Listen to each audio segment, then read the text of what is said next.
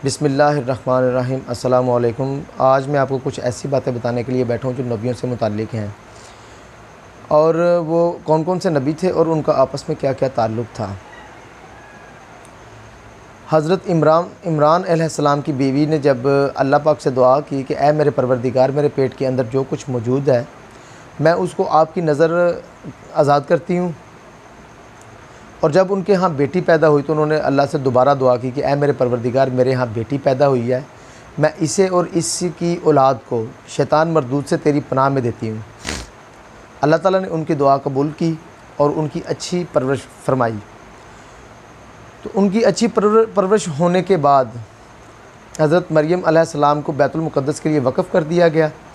चूँकि मरियम अलैहिस्सलाम बैतुल मुक़द्दस के लिए वक़फ़ थी, इसलिए वो बैतुल मुक़द्दस के अंदर ही रिहाइश पज़ीर थी और ज़िक्रिया अलैहिस्सलाम को उनका वली बनाया गया। तो जब कभी ज़िक्रिया अलैहिस्सलाम उनके हुजरे में जाते तो वहाँ पे पाया रिज़्क़ पाते। तो रिज़्क़ देखने के बाद ज़िक्रिया अलैहिस्सलाम उनसे सवाल करते कि मरियम, ये रिज़्क़ कैसा और कहाँ से है। तो उन्होंने जवाब दिया कि ये अल्लाह पाक की तरफ से है। तो मरियम अलैहिस्सलाम का ये जवाब सुन के ज़िक्रिया अलैहिस्सलाम ने दिल में ये सोचा कि अगर अल्लाह पाक मरियम को इस तरह रिज़्क़ दे सकते हैं तो मुझे औलाद भी दे सकते हैं। तो ज़िक्रिया अलैहिस्सलाम ने अल्लाह पाक से दुआ की कि ऐ मेरे परवरदिगार, मैं बूढ़ा हो चुका हूँ, मेरी हड्डियाँ कमज़ोर हैं और मेरे बाल सफ़ेद हो चुके हैं, तो मुझे एक वारिस अता फ़रमा। तो जब उन्होंने ये अल्लाह पाक से दुआ की तो अल्लाह पाक ने उनकी ये दुआ कबूल फरमाई। और जब वो अपने हुजरे में नमाज़ अदा कर रहे थे तो फ़रिश्तों ने आके एक बेटे की बशारत दी और ये साथ ये भी बताया कि हम अल्लाह पाक आपको जो बेटा अता फरमा रहे हैं उनका नाम याहिया होगा, और याहिया नाम आज से पहले हमने किसी का नहीं रखा। तो ये खुशखबरी सुनने के बाद हज़रत ज़िक्रिया अलैहिस्सलाम ने फ़रिश्तों से ये सवाल भी किया कि मैं तो बूढ़ा हूँ, मेरी हड्डियाँ कमज़ोर हैं, मेरी बीवी भी बांझ है, तो मेरे यहाँ औलाद कैसे होगी, बेटा कैसे होगा। तो फ़रिश्तों ने जवाब दिया कि इससे पहले कि अल्लाह पाक आपको भी तो तख्लीक़ कर चुके हैं, आप कुछ भी नहीं थे। तो ज़िक्रिया अलैहिस्सलाम के यहाँ बेटा पैदा होने के बाद, याहिया अलैहिस्सलाम पैदा होने के बाद ठीक 6 माह बाद एक और बच्चा पैदा हुआ। एक ऐसा बच्चा पैदा हुआ जिसकी अपनी पैदाइश भी एक मोजज़ा थी। वो कुछ इस तरह है कि मरियम अलैहिस्सलाम के सामने एक फ़रिश्ता जिब्राइल अलैहिस्सलाम मुकम्मल आदमी की शक्ल में हाज़िर हुए।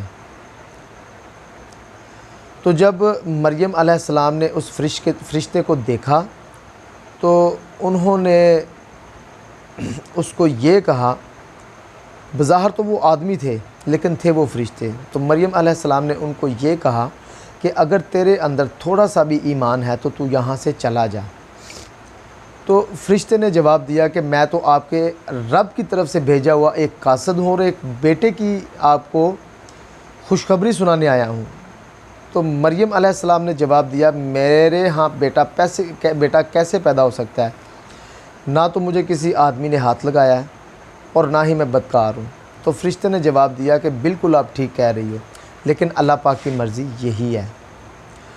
तो जो बेटा पैदा हुआ उसका नाम था ईसा अलैहिस्सलाम, जिनकी अपनी पैदाइश भी एक मोजज़ा थी और उनको आसमान पे ज़िंदा उठाया जाना भी एक मोजज़ा था। और इसके अलावा कुरान पाक के अंदर उनके 6 मोजज़ात बयान किए गए हैं, और वो ये कि वो पैदाइशी अंधों को ठीक कर देते, लेप्रोसी के मरीज़ यानी कोढ़ के मरीज़ों को भी ठीक कर देते और मुर्दों को ज़िंदा करते। इसके अलावा परिंदों की शबीह बना के उसके अंदर फूंक मारते तो वो उड़ने लग जाते। इससे पहले कि मैं आपको ये बताऊं कि हज़रत ईसा अलैहिस्सलाम का आसमान पे उठाया जाने वाला वाक़या क्या था, लेकिन मैं आपको एक उस वक़्त के बादशाह, उसकी बीवी और उसकी बेटी और उस वक़्त के एक और नबी के बारे में कुछ बातें बताऊं। ज़िक्रिया अलैहिस्सलाम जवान हो चुके थे, याह्या अलैहिस्सलाम जवान हो चुके थे और ईसा अलैहिस्सलाम भी जवान हो चुके थे, क्योंकि इन दोनों की पैदाइश में 6 माह का डिफरेंस है। तो उस वक़्त जब याह्या अलैहिस्सलाम जवान थे, उस वक़्त यरूशलेम पे हुकूमत रोमन्स की थी, और जो रोमन बादशाह था हेरोड द ग्रेट,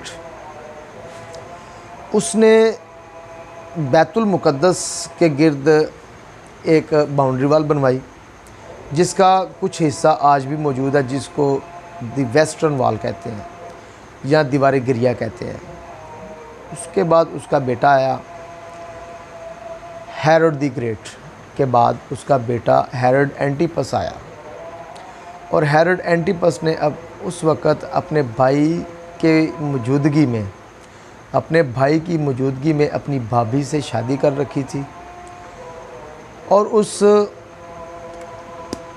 औरत का नाम जिससे हेरोड एंटिपस ने शादी की हुई थी, उसका नाम हेरोडियस था, और उस हेरोडियस की एक बेटी भी थी जिसका नाम सेलोन था, और उस सेलोन नामी लड़की ने अपने चचा के साथ शादी कर रखी थी। तो इस बात से अंदाज़ा लगाया जा सकता है कि वो लोग कितनी हद तक करप्ट हो चुके थे।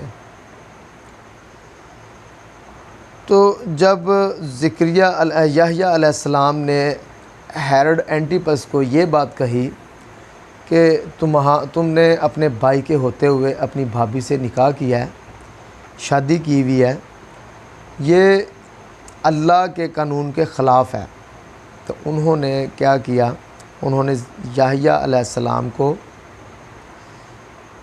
कैद करवा दिया जेल के अंदर। वक्त गुज़रता गया, एक दिन ऐसा आया कि हेरोड एंटिपस की बर्थडे थी। तो बर्थडे को सेलिब्रेट करने के लिए कुछ इंतज़ामात किए गए, और उस इंतज़ामात के अंदर सेलोन ने रिकासा बन के डांस करना था। जब सेलोन ने रिकासा बन के डांस किया और बादशाह को खुश किया, तो बादशाह ने अपनी खुशी में उसे पूछा कि तुम्हें क्या चाहिए, मांगो, इनाम के तौर पे तुम्हें क्या चाहिए। तो सेलोन ने जवाब दिया कि मैं आपको अपनी वालदा के साथ मशवरा करके बताऊंगी। तो जैसे ही पार्टी ख़त्म हुई, सेलिब्रेशन ख़त्म हुई, सब चले गए, लड़की अपनी माँ के पास चली गई, सेलोन हेरोडियस के पास चली गई, और उसके बाद जैसे ही अगला दिन आया, तो सेलोन ने आके हेरोड एंटिपस को बोला कि मुझे याह्या का सर चांदी की प्लेट में चाहिए। तो उस वक़्त हेरोड एंटिपस को अपनी गलती का एहसास भी हुआ, क्योंकि वो याह्या अलैहिस्सलाम से डरता भी था, क्योंकि लोग उस वक़्त उनकी बात भी सुनते थे और थे भी वो नबी। तो लेकिन वो बादशाह था, उसको अपनी कही हुई बात सबसे ज़्यादा अजीज़ थी। उसने हुक्म दिया, उसने जैसे ही हुक्म दिया, तो याह्या अलैहिस्सलाम का सर काटने के बाद, चांदी की प्लेट में रखने के बाद, हेरोडियस और सेलोन के सामने पेश कर दिया गया।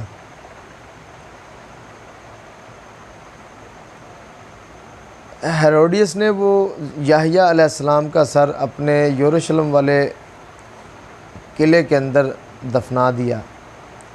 दफनाने के बाद 350 साल का वक़्त गुज़रा।